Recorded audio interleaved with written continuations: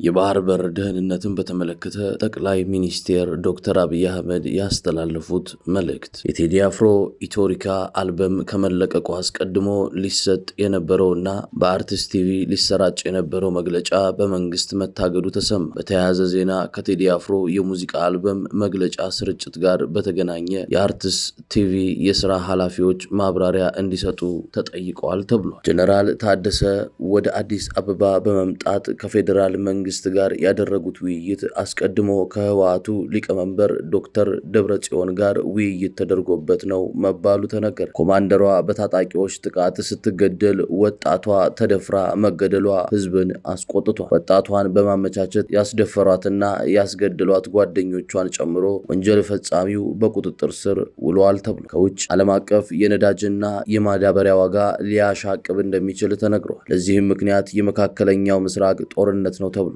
አሜሪካና የኢጣሊያን መሪዎች አለመግባባት የዓለምን ትኩረት ስቧል። እነዚህና ሌሎች መረጃዎችን ኢትዮ አምባ ትቃኛለች። ቆይታችሁ ከኢትዮ አምባ ጋር ይሁን።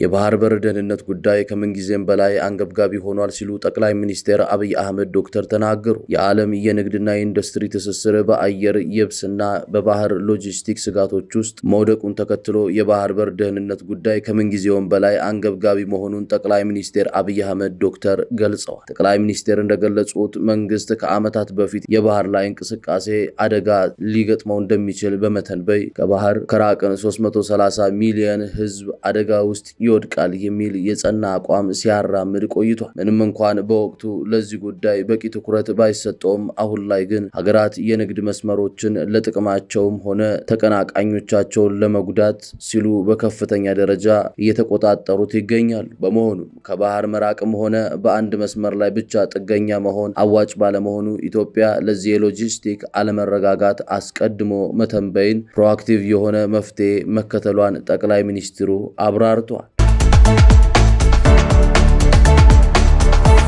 የፊታችን ሐሙስ የሚለቀቀውን የአርቲስት ቴዲ አፍሮ የሙዚቃ አልበም አስመልክቶ ሊሰጥ የነበረው መግለጫ በመንግስት መታገዱ ብዙዎች ጥያቄ እንዲያነሱ አድርጓል ተባለ። የአርቲስት ቴዎድሮስ ካሳሁን ቴዲ አፍሮ አዲስ አልበም አስመልክቶ በአርት ቲቪ ሊሰጥ የነበረውን ጋዜጣዊ መግለጫ በመንግስት መታገዱ ተሰምቷል። ቴዲ አፍሮ ኢትዮሪካ የተሰኘው አዲስ አልበም የፊታችን ሐሙስ በራሱ የዩቲዩብ ቻናል ለአድማጮች እንደሚያቀርብ መነገሩ ይታወሳል። በዚህ ጉዳይ ላይ ድምፃዊው ከተለያዩ ጋዜጠኞች ጋር የሚያደርገውን መግለጫ በቀጥታ ስርጭት ለማስተላለፍ ከአርትስ ቴሌቪዥን ጋር አስቀድሞ ስምምነት ተፈራርሞ የነበረ ቢሆንም ከመንግስት በቀረበ እገዳ ምክንያት የቀጥታ ስርጭቱ እንዳይካሄድ ተደርጓል ተብሏል። በሌላ ዜና የአርቲስት ቴሌቪዥን የሥራ ኃላፊዎች ከቴዲ አፍሮ አዲስ አልበም ስምምነት ጋር በተያያዘ ማብራሪያ እንዲሰጡ ተጠየቁ። የአርቲስት ቴሌቪዥን የሥራ ኃላፊዎች ከድምፃዊ ቴዎድሮስ ካሳሁን ቴዲ አፍሮ አዲስ አልበም ጋር በተያያዘ ከገቡት ስምምነት አኳያ ማብራሪያ እንዲሰጡ በኢትዮጵያ መገናኛ ብዙሃን ባለስልጣን መጠየቃቸው ተሰምቷል። ማክሰኞ ሚያዝያ 6 ቀን 2018 ዓ.ም ከምሽቱ 12 ሰዓት ጀምሮ ሊሰጥ የነበረው የቴዲ አፍሮ አዲስ አልበም ኢትዮሪካ ጋዜጣዊ መግለጫ በይፋ ታግዷል። ድምፃዊው ከተለያዩ ጋዜጠኞች ጋር የሚያደርገውን ይህንን መግለጫ በቀጥታ ስርጭት ለማስተላለፍ ከአርቲስት ቴሌቪዥን ጋር አስቀድሞ ስምምነት ተፈራርሞ የነበረ ቢሆንም ከመንግስት በቀረበ ጥብቅ እገዳ ምክንያት የቀጥታ ስርጭቱ እንዲቋረጥ ተደርጓል። መረጃዎች እንደሚያመለክቱት የቴሌቪዥን ጣቢያው ስራ አስፈጻሚ ጨምሮ የጣቢያው ስራ ኃላፊዎች በኢትዮጵያ መገናኛ ብዙሃን ባለስልጣን ዋና መስሪያ ቤት በመገኘት ስለ ስምምነቱ ማብራሪያ ሰጥተዋል። ድምፃዊ ቴዎድሮስ ካሳሁን ከ8 ዓመት ቆይታ በኋላ ኢትዮሪካ የተሰኘውን አዲስ አልበም የፊታችን ሐሙስ ሚያዝያ 8 ቀን 2018 ዓ.ም ከቀኑ 8 ሰዓት ጀምሮ በተለያዩ ዓለም አቀፍ የሙዚቃ ማሰራጫ መተግበሪያዎችና በዩቲዩብ ገጹ በኩል ለአድማጮች እንደሚያቀርብ ማስታወቁ ይታወሳል። የመግለጫው መታገድና የቴሌቪዥን ጣቢያው ኃላፊዎች መጠራት በአልበሙ ይፋ መሆን ላይ ስለሚኖረው ተጽዕኖ እስካሁን በይፋ የተባለ ነገር የለም ተብሏል። ሌተናንት ጀነራል ታደሰ ወረደ በቅርቡ ወደ አዲስ አበባ ሄደው የነበረው ከደብረጽዮን ገብረ ሚካኤል ጋር በመመካከር በመስማማት እንደሆነ ተናገሩ። የፌዴራል መንግስት ለአንድ ዓመት ስልጣናቸውን ያራዘመላቸው የትግራይ ክልል ጊዜያዊ አስተዳደር ፕሬዝዳንት ሌተናንት ታደሰ ወረደ በአዲስ አበባ ያደረጉት ጉዞ የህወሓት ሊቀመንበር ደብረጽዮን ገብረ ሚካኤል ዶክተር በሚያውቁትና በመከሩበት እንዲሁም በተስማሙበት መንገድ መሆኑን አስታውቀዋል። ሌተናንት ታደሰ ወረደ በአዲስ አበባ ለፌዴራል መንግስት ያቀረቡት ሪፖርት የክልሉ መስሪያ ቤቶች የስራ አፈጻጸም መሰረት ያደረገ መሆኑን ገልጸው፣ በሌላ በኩል ሌተናንት ጀነራል ታደሰ ወረደ ህወሓት ወጥቶ ስለተቃወመው የስልጣን ዘመናቸው ለአንድ ዓመት መራዘም ማብራሪያ ሰጥተው የትግራይ ጊዜያዊ አስተዳደር ፕሬዝዳንት ሌተናንት ታደሰ ወረደ የስልጣን ዘመን በአንድ ዓመት መራዘሙ ይፋ ከተደረገ በኋላ ህወሓት የተናጠል ውሳኔ ነው በሚል መግለጫ እንደተቃወመ የሚታወስ ነው። ኮማንደሯ በተዘነዘረባቸው ጥቃት ህይወታቸው አለፈ። ሀገራችን ለእውነት የምትቆም ሴትነትን ያልበገራት ጀግናና ታታሪ አመራሯን አጣለች። በከምባታ ዞን ዱራሜ ከተማ በፖሊስ ከፍተኛ አመራር ህዝባቸውን ሲያገለግሉ የቆዩ ኮማንደር አልማዝ ዮሐንስ ሚያዝያ 5 ቀን 2018 ዓ.ም ከቀኑ 11:35 ላይ በታጠቁ ኃይሎች በደረሰባቸው ጥቃት መስዋዕት ሆነዋል ተብሏል። ኮማንደር አልማዝ ለትንሳኤ በዓል ወደ ቤተሰቦቻቸው ሄደው በኢትዮጵያ መከላከያ ዩኒቨርሲቲ ዋር ኮሌጅ የሚከታተሉትን የስትራቴጂክ አመራር ስልጠና ለመቀጠል ወደ አዲስ አበባ በመመለስ ላይ ሳሉ ነው ጥቃቱ የደረሰባቸው። በፖሊስ ሰራዊት ውስጥ ለ21 ዓመታት ያገለግሉት ኮማንደር በስራቸው ጠንካራና ለብዙ አርአያ ከመሆናቸውም ባለፈ ለድሆች ለተበተኑ ሰዎች ድምጽ በመሆን የሚታወቁ ሩህሩህ እናት ነበሩ ተብሏል።